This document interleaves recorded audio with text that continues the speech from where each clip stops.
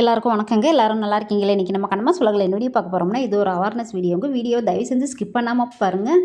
Video முடிஞ்ச வரைக்கும் share பண்ணி விடுங்க. 2 நாளைக்கு முன்னாடி எங்கள் ஊரில் சரியான மழை. இப்போ தான் லேசாக மழை பெய்ய ஆரம்பிக்குதுங்க. நேரம் ஆக ஆக காற்று மழையும் சரியான காற்று மழை.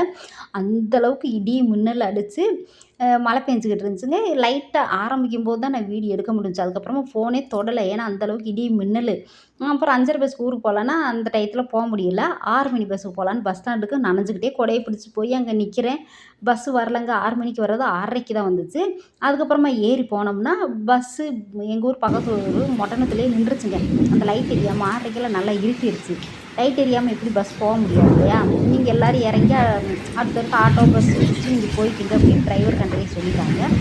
சொல்லவும் எல்லோரும் சத்தம் போட்டாங்க. என்ன இப்படி வந்து இடையில நிப்பாட்டுறீங்க? நாங்களாம் எப்படி போகிறது? எங்கள் ஊருக்கெல்லாம் பஸ் வசதி ஆட்டோ வசதி எதுவுமே இருக்காது அப்படின்னு அவங்கள சத்தம் போடுறாங்க.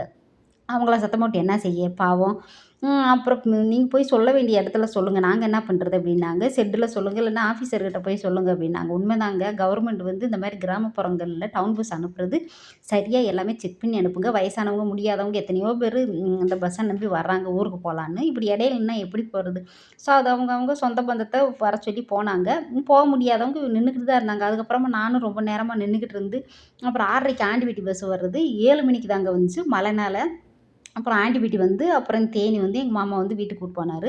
அந்த மாதிரி கவர்மெண்டில் நல்ல கிராமப்புறங்களில் அனுப்புறது நல்ல பஸ்ஸை அனுப்புங்க. செக் பண்ணி மக்கள் எத்தனையோ பேர் இந்த பஸ்ஸை நம்பி தான் இருக்காங்க.